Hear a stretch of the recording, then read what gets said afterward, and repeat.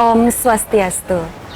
Selamat berjumpa bersama saya Madi Pratiwi Pratnyasari dalam Bincang Tokoh. Pemirsa, jika Anda berkunjung ke Bali, tentunya selain melihat pemandangan yang indah serta panorama yang tidak ada habisnya untuk dieksplor, tentunya hal yang tidak bisa Anda lewatkan adalah membeli oleh-oleh khas Bali. Nah, salah satu oleh-oleh khas Bali yang paling terkenal adalah Krishna Oleh-oleh. Kali ini saya akan mengajak Anda untuk berbincang dengan seseorang yang sangat luar biasa di balik kesuksesan Krishna Oleh-oleh, yaitu Bapak Gusti Ngurah Anom atau yang biasa disapa Aji Cok. Om Swastiastu, selamat pagi Aji Cok. Gimana kabarnya? Baik, lagi kurang enak badan. Lagi nggak enak badan ya? Tapi terima kasih sebelumnya udah menyempatkan ya untuk berbincang bersama kami dari Bincang Tokoh Antv Bali. Saya sempat penasaran juga dengan kisah hidup dari Aji Cok itu sendiri. Di sini saya sangat tertarik dengan perjalanan hidup Aji yang memulai usaha dari nol hingga sukses sampai sekarang saat ini. Itu dengan pendidikan apa ya, SMP ya? Ya, kebetulan memang perjalanannya agak panjang ya. Nah, kita memang tamatannya S2, SD SMP. Ya, SD SMP. Nah, karena kan orang tua nggak mampu kan, sedangkan ibu juga nggak mampu, akhirnya kita tinggal di kampung. Nah, kita pun itu jalan kaki, sekolah itu jalan kaki kurang lebih 2,5 kilo. Nah, dengan keberadaan orang tua yang begitu ekonominya serba pas-pasan, akhirnya orang tua kita tidak bisa melanjutkan saya sekolah. Akhirnya disitulah kita memutuskan untuk berhenti sekolah. Untuk berhenti sekolah. Jadi karena sebenarnya kurang mampu ya dari orang tua. Terus sempat dengar juga kalau Aji sempat merantau ke Denpasar, itu tanpa perbekalan apapun ya? Nah, memang kebetulan orang tua bilang bahwa bapak sudah tidak bisa biaya sekolah lagi. Kita tanpa sepengetahuan orang tua, tanpa seizin orang tua, kita meninggalkan kampung halaman. Itu kita jam 7 orang tua ngomong bilang bapak sudah tidak bisa biaya sekolah lagi. Akhirnya kita jam 7 pagi meninggalkan kampung halaman tanpa seizin orang tua, tanpa uang saku sepeser pun. Nah, disitulah kebetulan ada keluarga yang biasanya Jawa Bali bawa pakai truk kan, Jawa Bali pakai truk bawa buah biasanya. Nah, disitulah kita numpang truk pagi-pagi kita ke Denpasar. Nah, sampai di Denpasar kita diturunkan di daerah Ubung. Nah, di daerah Ubung itulah mulai berpikir bagaimana caranya hari ini saya butuh pekerjaan, nah, kalau saya melewati jalan raya Gatot Subroto, tidak mungkin saya dapat makan. Dengan pertimbangan itulah akhirnya kita menelusuri sungai Jalanoja. Paling enggak tujuannya apa ya? Paling enggak cari makan dan minum gampang. Artinya air yang saya minum adalah air yang pasti ada mata air di daerah perjalanan di sungai itu. Buah yang saya minum adalah buah yang saya cari adalah buah semangka, pepaya, apa dan lain-lain lah. Nah, meskipun itu dengan cara dengan nyolong ya demi isi perut kita. Gitu. Berarti saat itu emang benar-benar Aji sendiri ya, tanpa ada bantuan dari orang lain. Memang kita keluar dari orang tua, kita lepas dari orang tua. Artinya gini, begitu orang tua bilang nggak bisa bayar sekolah lagi, artinya kita kecewa ya. Artinya kita meninggalkan kampung halaman. Nah, akhirnya kita tembus di daerah Sanur. Di daerah Sanur itulah kebetulan ada beberapa hotel melati. Pertama kali kita di Sanur adalah numpang di pos security. Numpang pos security. Wah. Oke, kalau boleh tahu itu SMP waktu kelas berapa ya? Kita cuma pas tamat SMP, kita baru tamat SMP, kita sempat sekolah cuma 6 bulan di SMIP, Sekolah Pariwisata Industri, Sekolah Menengah Industri Pariwisata, cuma 6 bulan. Akhirnya setelah itu kita berhenti. Nah, akhirnya kita merantau ke Denpasar. Nah, sampai di Denpasar kita tinggal di atas izin security, kita tinggal di pos security Hotel Rani di Jalan Danubuyan. Gitu. Ada nggak pemikiran buat Aji sendiri untuk melanjutkan sekolah ke SMA? Karena kan merantau ya dari desa kemudian ke kota, pasti ingin untuk sekolah lagi. Kenapa pemikirannya untuk bekerja gitu? Mungkin udah terlambat ya. Udah terlambat. Karena waktu itu pas kita merantau di sini, yang dulunya kita waktu sekolah kita cuma uang saku Rp100, itu pun kalau diberikan oleh orang tua ya. Artinya begitu merantau di sini kita punya inisiatif di sini, tinggal di pos security hotel tersebut, kita punya inisiatif sendiri mencuci mobil. Nah, mobil yang dicuci adalah mobil di luar plat DK. Nah, ternyata setelah kita merantau di sini tanpa disuruh oleh siapapun, penghasilan sebagai tukang cuci mobil ada 2.000 sampai 5.000 per hari. Bayangkan waktu kita sekolah cuma uang saku Rp100, tetapi begitu merantau di sini tanpa seizin orang tua atas inisiatif sendiri, penghasilan saya 2.000 sampai 5.000 per hari. Saya udah merasakan suatu saat saya akan jadi orang yang sukses di Denpasar ini.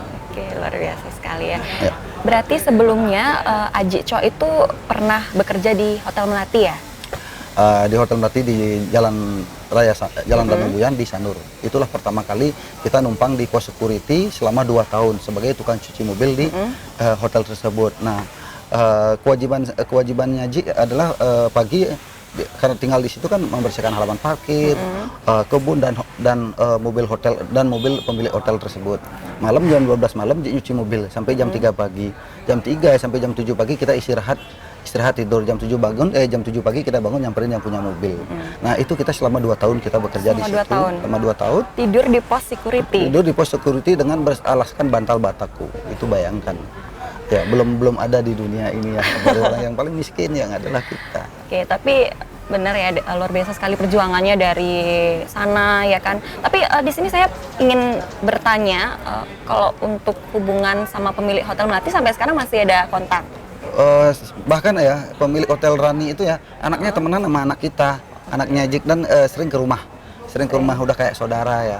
Nah, kita itu 2 tahun kerja di situ. Setelah itu kita berhenti melakukan aktivitas cuci mobil. Pertama kali bekerja di Bali adalah di Denpasar adalah di konveksi Siddhartha. Di konveksi ya, Siddhartha. Di situ pertama kali. Berarti di sana Aji mendapatkan banyak ilmu ya dari konveksi. Ya, betul. Pertama kali kerja di Denpasar itu adalah di konveksi Siddhartha. Satu-satunya karyawan yang tinggal satu atap dengan satu owner dengan satu perusahaan adalah saya sendiri. Kenapa? Karyawan jarang yang mau tinggal satu atap dengan satu owner dan satu perusahaan. Karena rata-rata karyawan menghindari pekerjaan di luar jam kantor. Nah, kewajiban Ji karena tinggal di sana sama bos, otomatis kan toko buka jam 8, jam 6 Ji harus sudah buka kan, harus bersih-bersih halaman, parkir dan buka toko jam 8. Begitu sebaliknya jam 5 tutup, kita tutup toko, kita membantu membersihkan dapur, kamar mandi, kamarnya bosnya Ji, sampai jam 7. Jam 7 Ji istirahat, jam 8 Ji, jam di atas jam 8 Ji gunakan untuk belajar menjahit sablon dan motong. Baik pemirsa, sebentar lagi akan kita lanjutkan berbincang bersama Aji Cho, tentunya juga dengan materi yang tidak kalah menarik lagi. Jangan kemana-mana.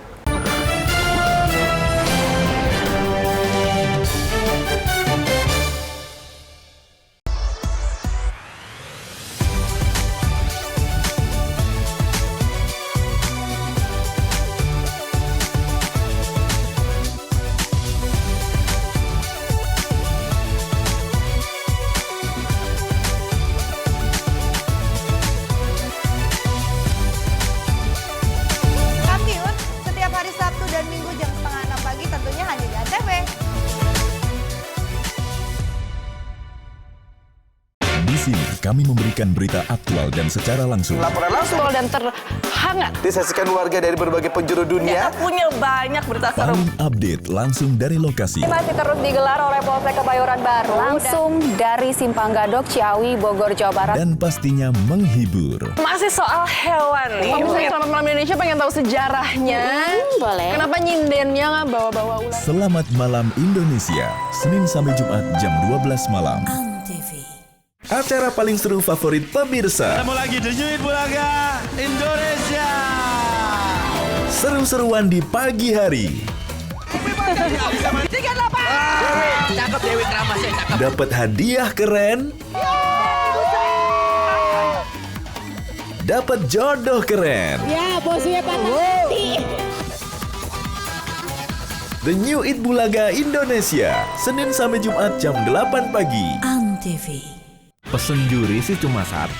Mama, jangan sampai resep keluarganya dihancurkan oleh anak. Mama jadi harus konsentrasi. Potong apa? Jangan ngajak ngomong mulu apa. Api unggun keluar cepetan. Biar nggak tambah hancur. Ya Allah, tobat 7 turunan. Anak setan banyak apa? Dapur Mama Seru, Sabtu dan Minggu jam 11 siang. Antv.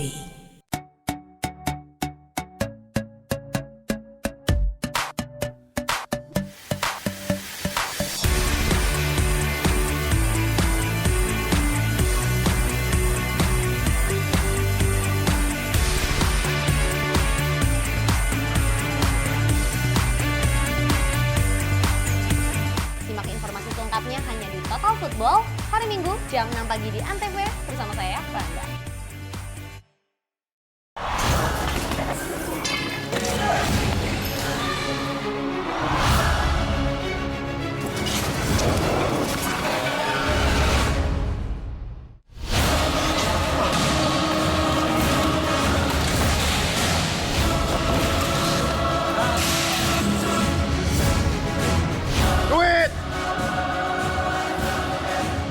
takut? Enggak. Dia lapar.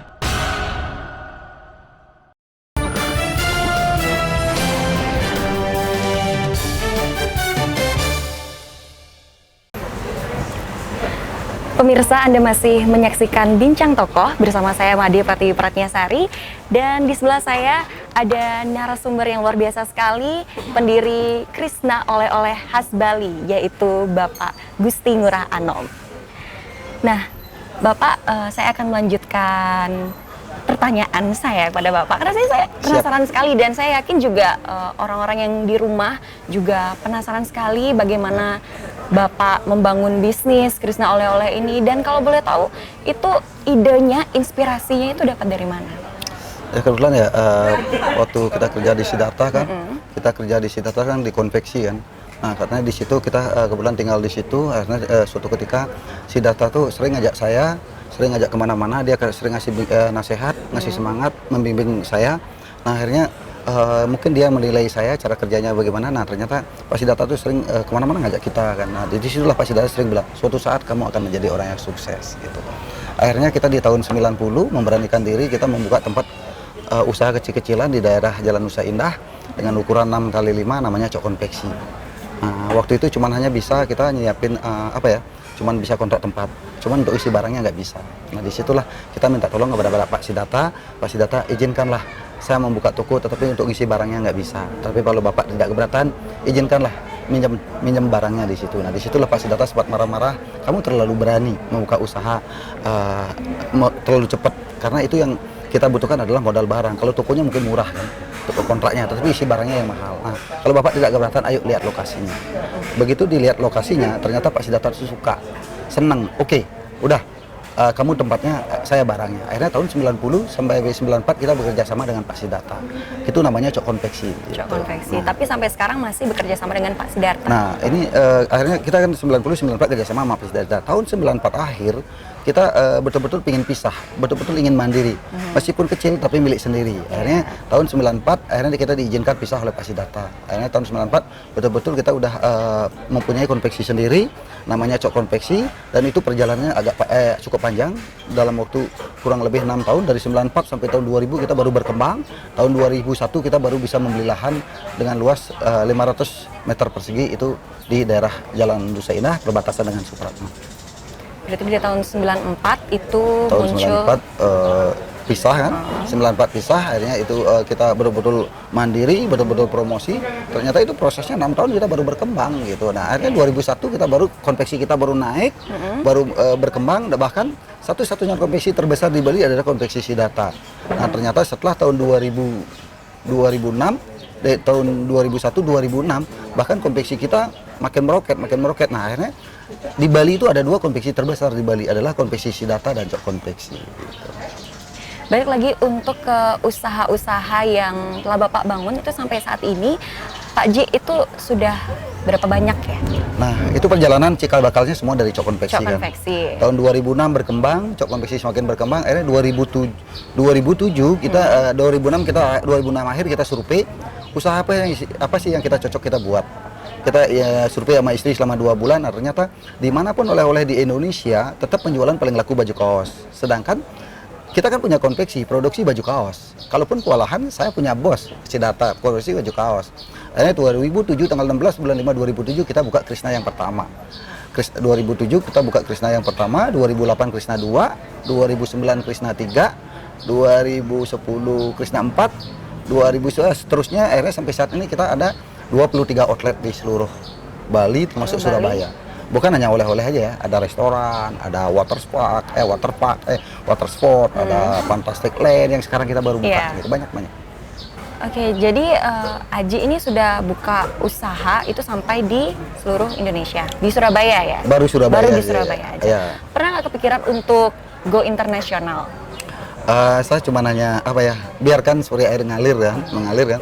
Kita hanya bekerja apapun yang nanti dikasih oleh Tuhan, itulah rezeki. Tapi suatu ketika saya ingin berharap sekali bisa membuka oleh-oleh di seluruh Indonesia. Artinya kalau misalnya kita buka oleh-oleh di Bandung, Krishna oleh-oleh khas Bandung. Kalau kita di Jogja, kita buka Jogja, Krishna oleh-oleh khas Jogja. Karena Krishna sendiri adalah produknya itu 100% produk lokal, nggak ada produk dari luar. Bagus sekali ya. Jadi Aji ini bertujuan untuk memasyarakatkan produk lokal ya ke masyarakat luas terutama di Indonesia. Ya. Nah, kalau boleh tahu ini udah berapa banyak karyawan ya yang bekerja sama Aji di setiap sektor yang Aji bangun? Artinya dengan jumlah kita outlet kita 23 outlet ya, dan termasuk yang kita baru buka Krishna Fantastic Land yang di Lopina itu memang bentuknya pengabdian. Karyawan kita sampai saat ini baru 2.500. 2.500. Baru 2.500. Itu bagaimana cara Aji mengatur semuanya ya? Sedangkan kan itu banyak sekali itu dengan cabang yang ada di mana-mana. Apa nggak pernah pusing? Kebetulan punya manajer 15 manajer ya. Nah, memang Jik pribadi tidak punya kantor. Dan memang tidak suka ke kantor. Artinya masing-masing manajer semua punya kantor. Punya kantor, punya kamar mandinya panas dingin, kursinya kursi yang mahal. Nah, kita kesehariannya cuma hanya di parkiran, hanya di lobi. Tapi memantau memantau sambil bekerja, akhirnya sihlu dengan travel, supir dan para guide gitu. Jadi selama ini Aji juga merintis karir dari awal itu dengan istri. Ya, semua itu ini rezeki ini semua hasil kerja keras saya dengan istri dan sekarang dibantu oleh anak-anak. Anak-anak juga berapa? Anak 4, kebetulan anak yang pertama yang umur 24 tahun baru selesai kuliah di ekonomi manajemen SDM. Nah, dialah yang ngurus usaha yang ada di Singaraja, kurang lebih ada 6 outlet yang di Singaraja. Dan yang satu-satunya kita baru buka tanggal 9 kemarin, yang artisnya Agnes Mo itu betul-betul Krishna Fantastic Land pertama kali di Bali. Belum ada di Bali, baru pertama kali kita buka di Bali. Ya. Dan kebetulan juga Krishna Fantastic Land itu sangat berbeda sekali ya dari awalnya yang tercipta cok konveksi. Itu dapat ide dari mana sebenarnya? Luas sekali kayak ide tidak terbatas. Nah, kebetulan kalau Jik sendiri ya, kalau buat sesuatu tuh tidak pernah minta pendapat dengan siapapun. Artinya, muncul sendiri, begitu punya ide, yang penting saya bekerja, nggak mungkin nggak berhasil kan. Karena apapun yang kita tekuni, apapun yang kita betul-betul betul-betul murni dari feeling kita, dari perasaan kita, betul-betul kita memang lakukan, saya nggak mungkin apa yang kita buat nggak mungkin nggak berhasil. Nah, makanya setiap punya usaha, setiap buka sesuatu outlet apapun, kita selalu tidak buka sesuai dengan feeling saya sendiri. Tahan sampai di sana dulu ya, Ji ya. Baik pemirsa, sebentar lagi akan kita lanjutkan wawancara bersama Aji Cok. Tetap di Bincang Top.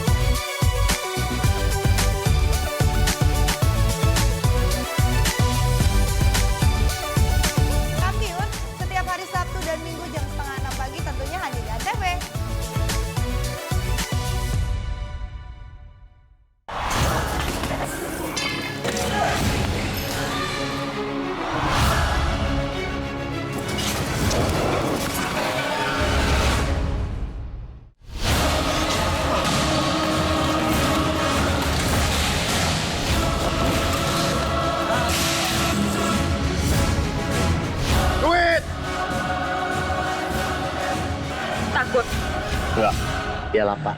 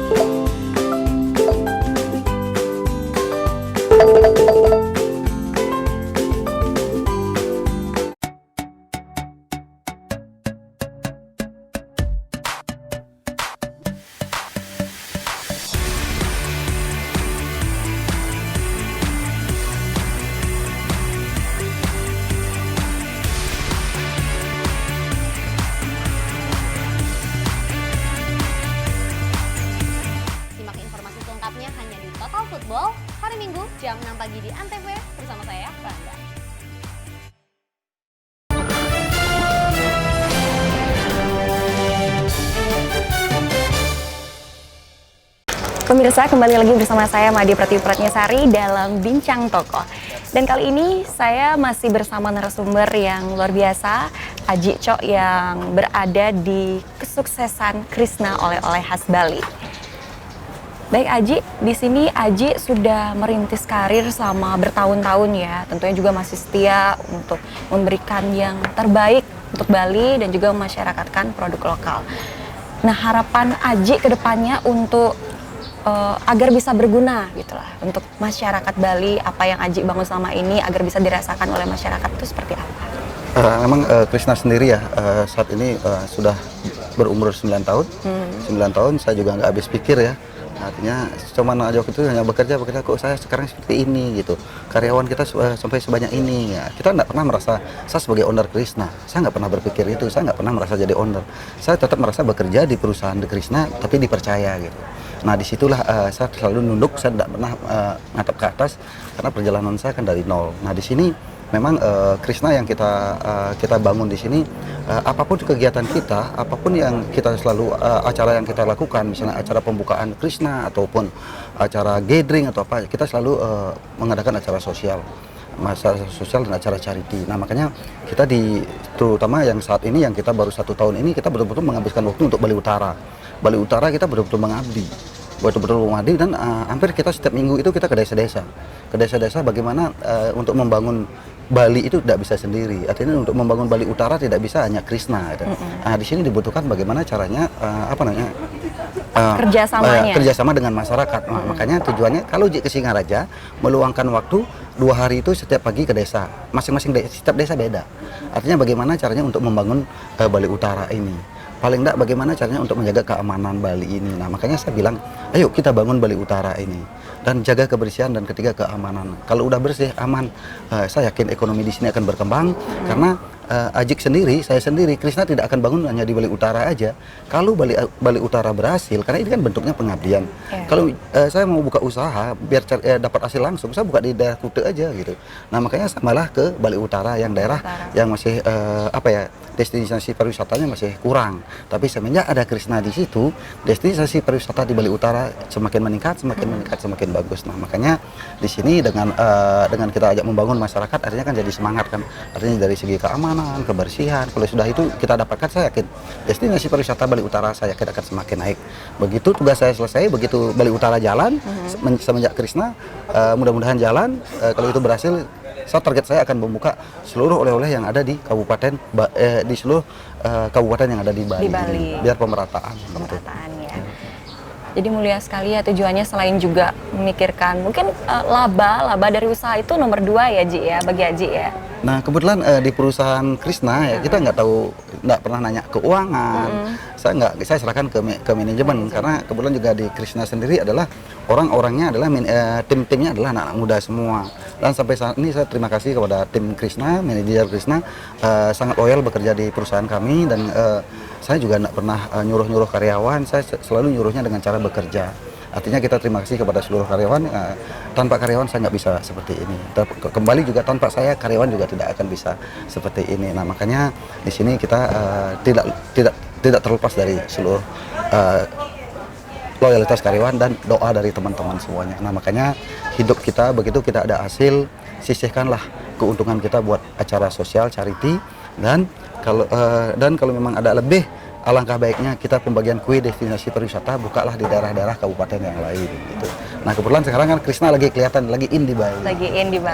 Sekali lagi bercahaya-bercahayanya gitu ya, lagi terang-terangnya. Kita serahkan nama yang di atas. Kita hanya berdoa. Untuk kedepannya ini kalau Aji pengen lah ya untuk beristirahat gitu, karena kan capek juga ngurus yang kayak ini. Untuk pensiunnya itu kedepannya kayak gimana ya? Pengen nggak sih memberikan sesuatu juga untuk masyarakat? Kalau sampai saat ini Iji nggak pernah istirahat, nggak pernah tidur siang, kecuali sakit itu pun izin sama security kan, izin sama pembantu. Kalau sakit kan, sampai saat ini nggak pernah tidur siang. Dan kita juga tidurnya malam jam 2 gitu. Nah makanya target ke depan ya kalau misalnya dikasih kesempatan. Nah kebetulan sekarang udah dibantu oleh anak pertama juga sangat luar biasa. Umur 24 tahun sudah bisa bekerja, itu sangat terima kasih punya anak yang sangat luar biasa.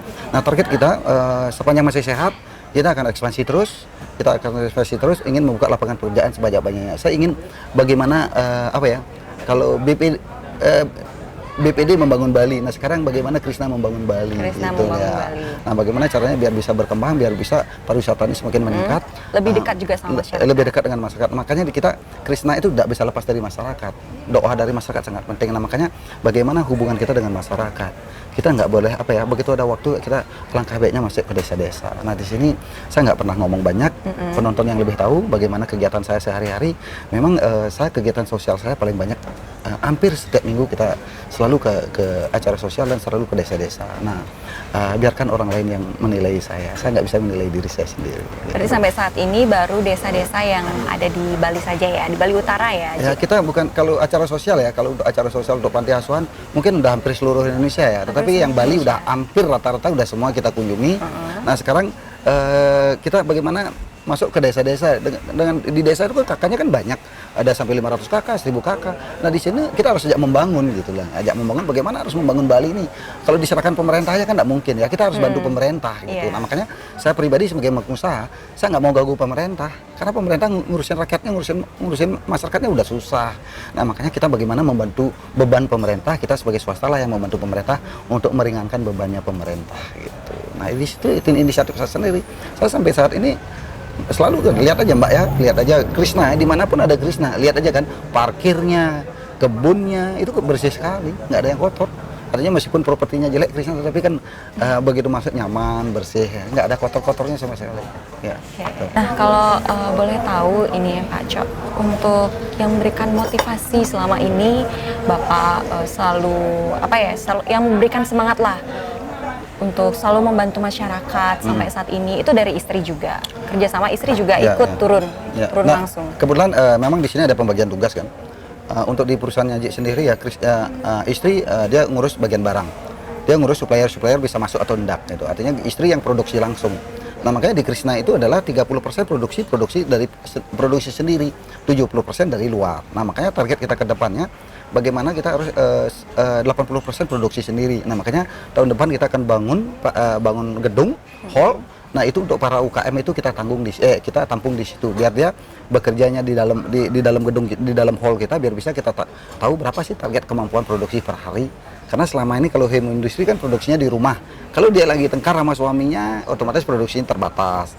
Apalagi hari raya, liburnya panjang. Nah makanya kalau kita punya hall sendiri, gedung sendiri, nah di situ para UKM ditampung, kita yang ngatur manajemennya. Artinya karena di home industri itu harus perlu perlu dikasih tahu pemahaman, perlu cara kerjanya. Nah makanya sampai saat ini Ajik sendiri ya hampir setiap minggu jadi narasumber di seluruh Indonesia. Dari pembicara bagaimana ngasih motivasi untuk para UKM, para pengrajin, para mahasiswa. Nah besok sendiri juga kita akan mengisi di Nusa Dua sebagai narasumber, dan tanggal 7 kita sebagai narasumber di Mataram. Terus tanggal 7 di Mataram, tanggal 6 kepada pemuda Hindu Singaraja. Jadi Aji ini pengennya sebenarnya kerja nyata ya, bukan cuma turun langsung ke lapangan bantu masyarakat yang ada di setiap daerah di Bali. Dan itu juga pengen memotivasi, muncul di berbagai televisi sebagai narasumber juga, inspirasi ya. Ya kebetulan kalau kita sih ngalir aja ya. Artinya memang sampai saat ini kan ya kita memang lagi dilihat. Nah makanya bagaimana kita bisa memberikan contoh buat masyarakat. Nah makanya sekarang kita bersikap harus bagaimana, terus ngasih motivasi harus bagaimana. Makanya kita harus seimbang. Makanya bekerja di perusahaan sama bagaimana kita bisa masuk dekat dengan masyarakat. Gitu. Sebentar lagi akan kami lanjutkan berbincang bersama Aji Cok. Jadi jangan kemana-mana.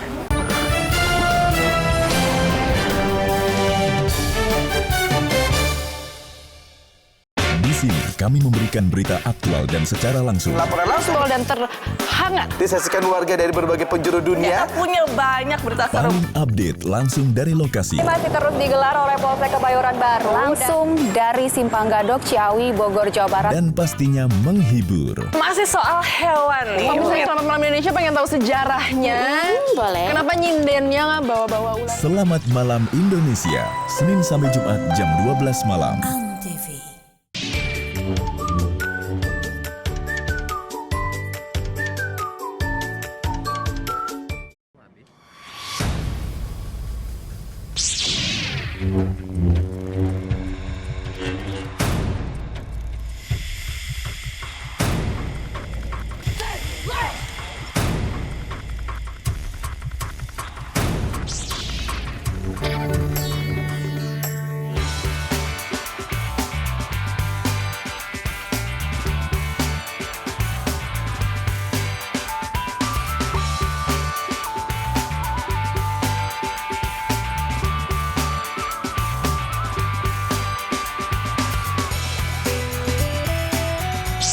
Sejak 2 Oktober 2009, batik Indonesia ditetapkan sebagai warisan kemanusiaan untuk budaya lisan dan bendawi oleh UNESCO.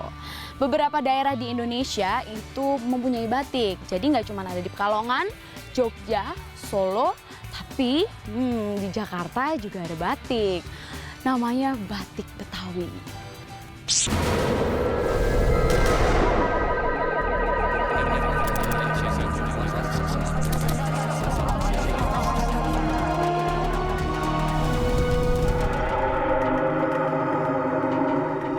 ...2016, status masih nggak jelas. You single, in Indonesia single. Dibuat asik aja. Bareng yang cantik dan ganteng di sini. Ayo Ting Ting, Jessica. Aku. Tuh cewek, siapa sih? Dijamin jadi jago ngegombal. Kelapa muda bikinin jamu. Cakep. Cowok tampan yang kamu cari sudah ada di hadapan kamu. Facebookers, Senin sampai Jumat jam 4 sore. Antv. Permintaan maaf sudah tak berarti. Maafkan kami sayang. Kami tidak berhak melakukan ini padamu. Kesempatan mungkin tak ada lagi. Pria malang itu sangat sedih. Dia meminta kesempatan lain darimu. Aku tidak peduli. Aku tidak ingin bertemu dengannya. Keserakahan sudah terlanjur menguasai. Walau gadis itu tidak mau, keluarganya pasti akan memaksanya. Mereka itu orang miskin. Efsun dan Bahar, setiap hari. Antv.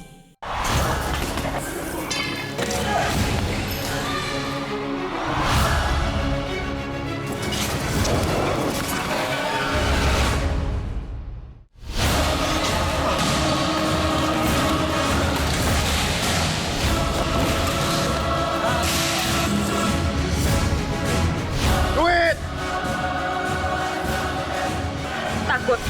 Enggak, dia lapar.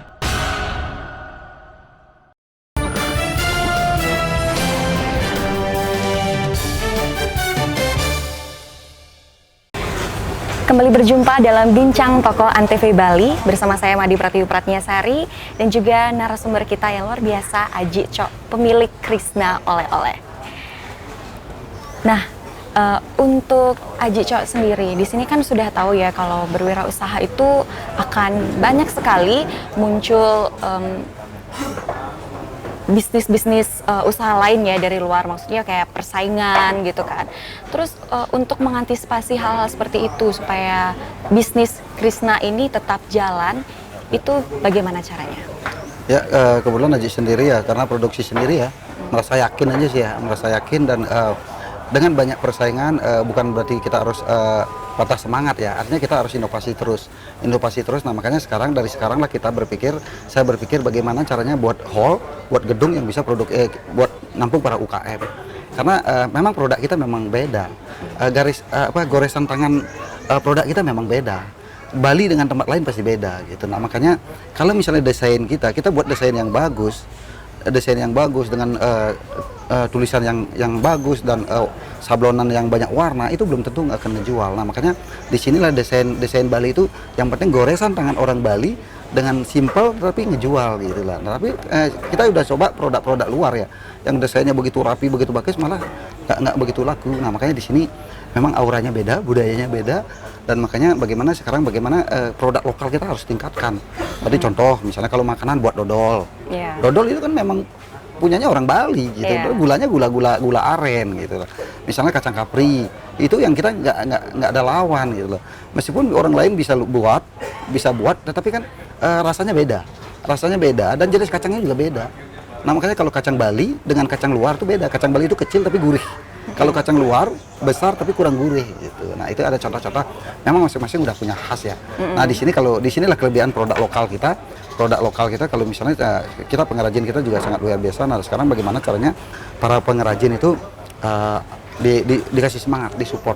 Karena UKM terus home industri memang kadang-kadang SDM-nya yang kurang gitu. Kita harus perlu melatih lagi.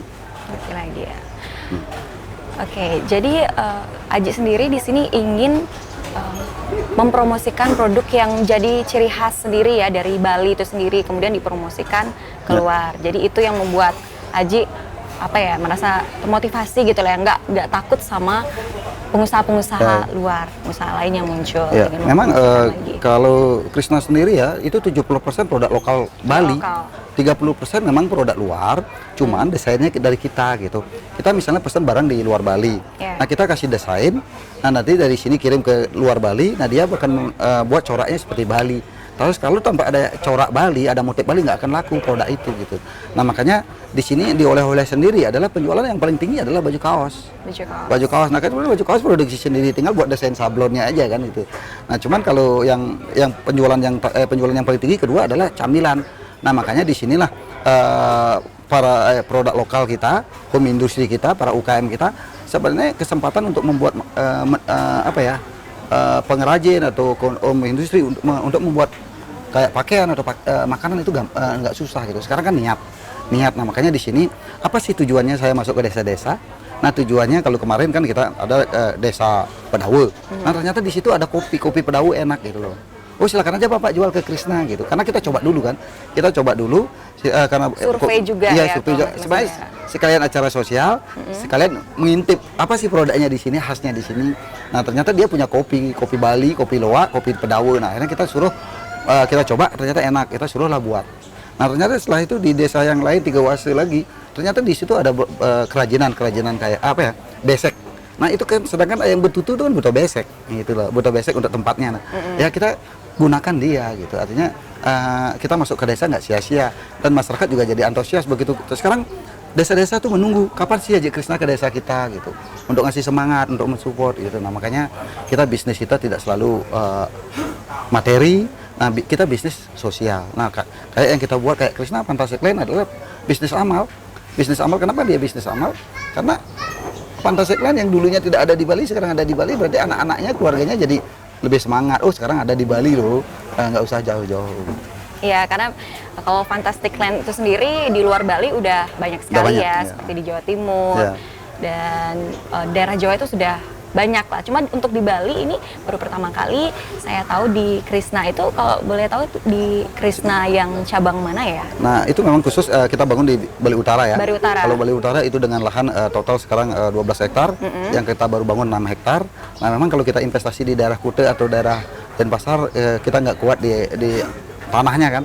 Nah, makanya kita ambil ke Bali Utara. Di samping itu juga ingin pembagian kue pariwisata kan itu. Nah, makanya kita memberanikan diri mengabdi buat Bali Utara. Saya mohon doa dari teman-teman. Semudah-mudahan kerja keras saya, terus pengabdian saya yang di Bali Utara berhasil, dan saya janji kepada masyarakat Bali, tentunya saya akan membuka di daerah kabupaten-kabupaten lain. Bagaimana caranya Krishna itu ingin membangun Bali, ingin kue pariwisata itu biar merata di Bali ini. Saya akan memberanikan diri, kalau saya ada rezeki, saya janji pada Bali khususnya. Baik pemirsa, ternyata Krishna oleh-oleh khas Bali ini dibangun susah payah oleh Bapak Cho ya. Bukan hanya dengan tujuan laba, tapi juga dengan tujuan untuk memasyarakatkan produk-produk lokal yang ada di Bali dan juga untuk ikut membangun Bali, terutama Bali Utara. Nah, jika Anda masih penasaran tentang bagaimana kesuksesan dan juga bagaimana cara Bapak Cho untuk membangun dari awal usaha ini, kemudian juga kerjasama dengan masyarakat, setelah yang satu ini.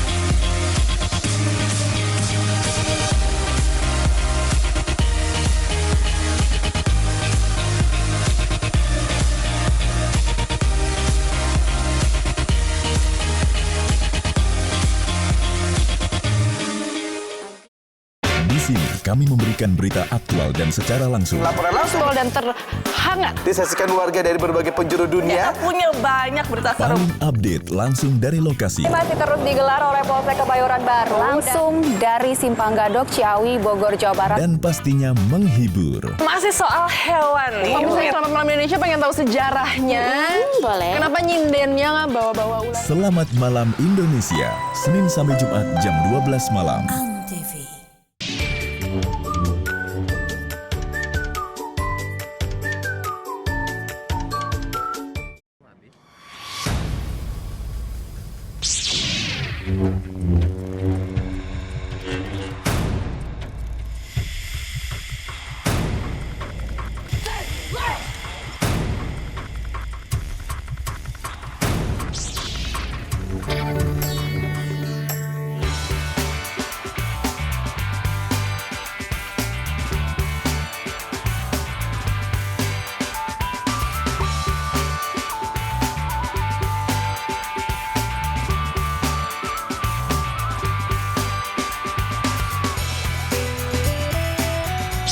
Sejak 2 Oktober 2009, batik Indonesia ditetapkan sebagai warisan kemanusiaan untuk budaya lisan dan bendawi oleh UNESCO. Beberapa daerah di Indonesia itu mempunyai batik, jadi nggak cuma ada di Pekalongan, Jogja, Solo, tapi di Jakarta juga ada batik. Namanya batik Betawi.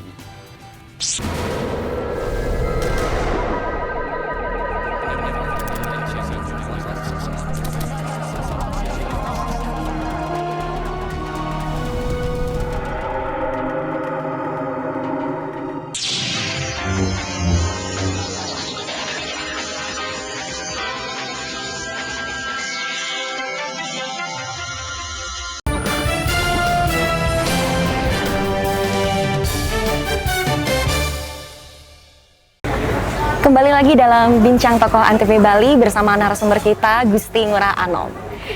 Nah, baik, di sini Bapak ini sudah sukses sekali ya untuk dunia usaha, itu nggak usah dipertanyakan lagi. Cabangnya sudah di mana-mana dengan ribuan karyawan dan juga berbagai macam usaha ya. Nah, di sini Bapak ada nggak sih pemikiran untuk terjun langsung ke dunia politik gitu ya? Karena kan banyak sekali nih orang-orang dari dunia usaha yang sudah sangat sukses, itu banyak yang terjun ke dunia politik. Ya, kalau pribadi ya, sampai saat ini tawaran sih banyak ya. Tawaran banyak, nah cuman memang saya pribadi di hadapan pemirsa di sini, saya tidak ingin jadi apa-apa, saya cukup seperti ini. Saya cukup jadi masyarakat biasa, saya merasa senang, merasa bangga, saya betul-betul tulus ingin berbagi dengan masyarakat. Saya tidak ingin jadi apa-apa, hanya ingin jadi masyarakat biasa. Tapi kalau misalnya Aji sendiri kan jiwanya benar-benar bermasyarakat sekali ya, maksudnya suka membantu orang lain. Kalau misalnya Aji terjun ke dunia politik, itu bukannya lebih leluasa lagi ya? Kenapa justru menolak gitu? Memang sampai saat ini sih ada beberapa ya, kita memang betul-betul tolak ya. Memang satu dari segi kemampuan pengetahuan juga memang nggak ada niat gitu. Nggak ada niat. Memang nggak ada niat gitu. Memang apa yang saya lakukan ke desa-desa itu saya ingin membangun untuk Bali, bukan saya membangun untuk pribadi saya gitu. Saya bagaimana untuk membangun destinasi pariwisata di sini. Tapi kalau saya pribadi, kalau bisnis oke, yes. Kalau politik sih no. Gitu. Politik enggak ya untuk saat ini ya. Oke, jadi untuk politik enggak, tapi lebih ke masyarakat. Lebih mengabdi kepada masyarakat. Nah, kadang-kadang juga kita ke masyarakat, ke desa-desa tuh kadang-kadang ada pertanyaan juga gitu kan. Dan sekarang rame-rame juga, gitu rame-rame, Aji tolong dong maju gitu. Tapi memang jujur ya, memang saya pribadi memang dari hati saya yang paling dalam memang nggak niat ke situ. Enggak, tapi bukan karena kurang percaya diri ya, tapi karena memang di sini nggak bisa terima dia. Memang nggak ada kepikiran ke situ, itu sama sekali nggak ada gitu. Nggak ada. Mungkin kalau orang lain fokus sama usaha. Memang fokus sama usaha, dan memang apa yang saya lakukan itu saya tulus kepada masyarakat. Berarti kalau sekarang saya ikut di politik atau mencalonkan jadi apa atau apa, orang pasti akan, oh ternyata apa yang Ji Krisnali lakukan selama ini ke desa-desa, oh tujuannya seperti ini. Nah makanya saya nggak menghendaki seperti itu. Artinya biarkanlah orang-orang lain, teman-teman saya, orang lain yang mencalonkan, berpolitik, yang mudah-mudahan siapapun nanti calon, saya tetap mendukung sepanjang untuk membangun Bali. Tetap membangun Bali juga, tetap membangun ya. walaupun nanti kedepannya ini usaha kan usaha pribadi. Jadi untuk kedepannya itu bakal diteruskan ke anak. Ya kebetulan ya, Jik punya anak 4 ya. Anak yang pertama umur 24 tahun dan sekarang udah memegang usaha 6 outlet yang ada di Singaraja. Dan itu juga memang anaknya sangat sederhana. Dan anak yang kedua cewek itu kuliah di bisnis internasional di Surabaya, di Ciputra. Kita juga udah buatkan usaha di Surabaya.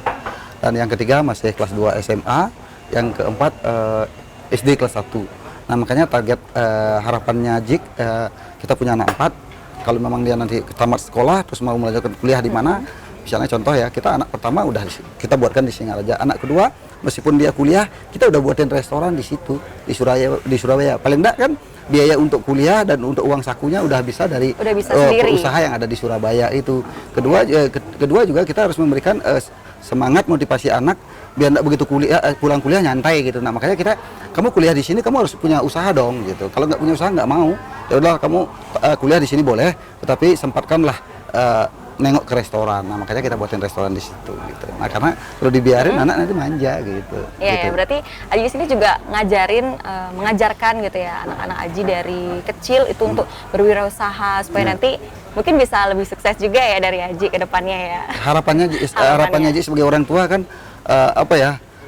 paling tidak regenerasi nanti anak-anak kan. Nah harapan saya mudah-mudahan anak saya berhasil semuanya dan dari sekarang juga saya sudah selalu ingatkan dengan anak-anak, kamu mau kerja apapun, mau kuliah, mau bagaimana terserah, saya nggak ikut campur, mau melanjutkan kemanapun, mau berhenti melanjutkan usaha orang tua ya silakan. Artinya orang tua membebaskan untuk anak-anak, kita nggak terlalu ngatur anak-anak karena ternyata kalau terlalu diatur anak-anak lebih susah ya. Kita bebaskan tetapi ada jaraknya gitu. Nah ternyata anak-anak saya cukup luar biasa sih sampai saat ini. Ya mudah-mudahan harapan saya sekarang saya umur 45 ya, umur 45 sampai saat ini nggak pernah istirahat dan kita nggak pernah niat pergi keluar kota, keluar negeri atau apa gitu. Seharusnya teman-teman ngasih tahu, Ajik udah sukses, apa sih kurang apa lagi sih? Coba ambil liburan gitu kenapa ya? Sekali-sekali nggak mungkin liburan keluar negeri atau kemana gitu sama anak-anak atau mungkin Jik sendiri pengen refreshing atau kan stres capek tuh. Saya nggak pernah stres, saya nggak pernah galau karena saya happy selalu gitu. Loh sekali-kali kenapa nggak keluar negeri ya? Kalau saya keluar negeri, nah itu kan butuh waktu, nggak mungkin seminggu kan, 2 minggu, 3 minggu, apalagi sampai sebulan. Saya pulangnya itu gimana dengan karyawan saya gitu. Saya malu lah kalau misalnya 1 minggu ke Amerika gitu misalnya, terus begitu pulang ngelihat karyawan kerja kita enak-enak jalan-jalan keluar kota gitu. Nah artinya inilah karena perjalanan hidupnya Jik dari susah, dari merintis dari nol, kemanapun bepergian kalau jauh masih mindsetnya Jik masih mikirin karyawan, malu dengan karyawan karena itulah Jik. Nah makanya kalau udah saatnya nanti mungkin ya, kalau mungkin anak-anak udah kerja semua ya mungkin umur 55 ya ingin juga sih menikmati liburan kemana-mana ya. Tapi saat ini termasuk anak-anaknya Ji juga nggak terlalu ini berpikir pergi jauh-jauh gitu. Udahlah Ji, tidak usahlah jauh-jauh gitu. Nah kalian lagian juga kita kalau mau kemana bisa sih, bisa udah saatnya kan, udah bisa rezeki ada gitu. Tapi kita masih melihat yang di bawah masih banyak orang-orang yang susah. Kita mendingan kita uang bepergian kita yang keluar negeri yang kita seharusnya mungkin habis 100 juta untuk keluar negeri, kita sisihkan untuk buat anak-anak yang membutuhkan gitu. Jadi dibandingkan untuk Aji liburan keluar, Aji lebih milih untuk ke masyarakat sendiri ya, karena kalau Aji berpikir ya, karena saking cintanya sama Bali ya. Satu karena saking cintanya dengan Bali, kedua karena merasa jadi putra Bali. Nah bagaimana sekarang yang lagi kelihatan sekarang ya bagaimana sekarang dia harus membangun Bali gitu, bukan hanya membangun kabupaten lain. Artinya di samping itu juga seluruh kabupaten mengharapkan ada Krishna gitu, mengharapkan ada Krishna. Nah nggak mungkin lah bisa dalam setahun harus buka di kabupaten lain. Tapi kan kita harus coba dulu di Bali Utara. Kalau Bali Utara berhasil, nggak usah diminta juga pasti kita memikirkan kabupaten-kabupaten lain gitu. Nah disinilah tujuannya Ji, uang bisa dicari. Makanya menurut Ji investasi, kekayaan yang paling abadi adalah teman, saudara. Begitu kita kemana-mana ada yang nyapa, itu kan sesuatu kebahagiaan, kekayaan yang luar biasa. Buat apa sih artinya materi? Tetapi kalau begitu kita kemana-mana tidak ada yang nyapa, itu semua itu nggak ada artinya. Nah makanya hidupnya Ji selama ini hidupnya Ji, untuk mengabdi. Sisa hidupnya itu, sisa hidupnya untuk saat ini adalah untuk mengabdi buat Bali. Gitu. Jadi untuk Aji sendiri pandangan terhadap Bali itu seperti apa sih?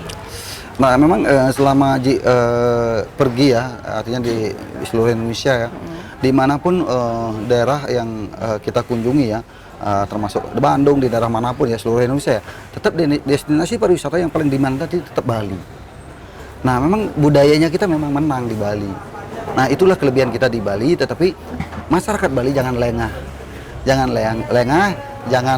santai. Ayo kita perbaiki Bali. Di mananya yang harus kita perbaiki, bagaimana kebersihan dan lingkungannya. Nah makanya biar kita merasa bangga, merasa pede sebagai orang Bali. Wah ini Bali kan memang dicari oleh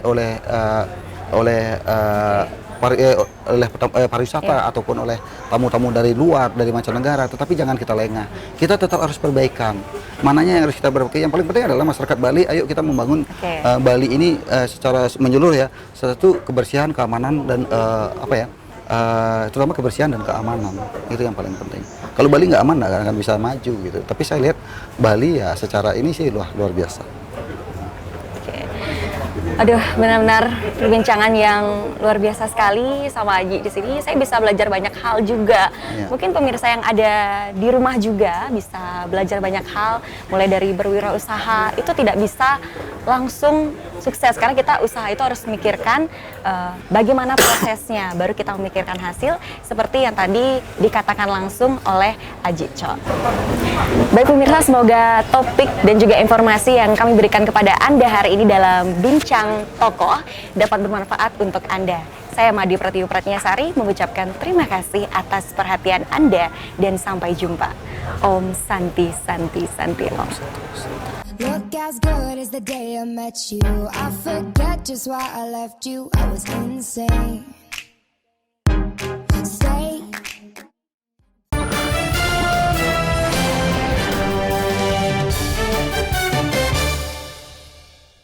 Di sini kami memberikan berita aktual dan secara langsung. Laporan langsung dan terhangat disaksikan warga dari berbagai penjuru dunia. Kita punya banyak berita seru. Paling update langsung dari lokasi. Masih terus digelar oleh Polsek Kebayoran Baru. Langsung dari Simpang Gadok, Ciawi, Bogor, Jawa Barat. Dan pastinya menghibur. Masih soal hewan nih. Pemirsa Selamat Malam Indonesia pengen tahu sejarahnya. Boleh. Kenapa nyindennya nggak bawa-bawa ular? Selamat Malam Indonesia, Senin sampai Jumat jam 12 malam.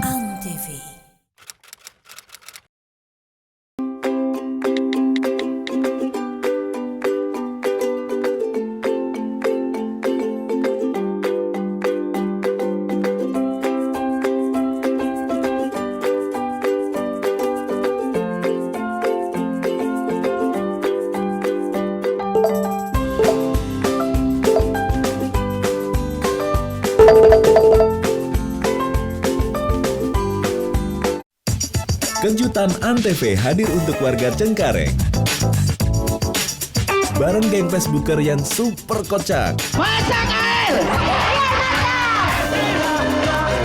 Bagi-bagi hadiah senilai jutaan rupiah. Foto bu, foto. Buat ada yang nggak kuat, mamanya aja yang bawa. Dan ada cantik Antv buat para ibu. Antv, keren! Nantikan kejutan Antv selanjutnya.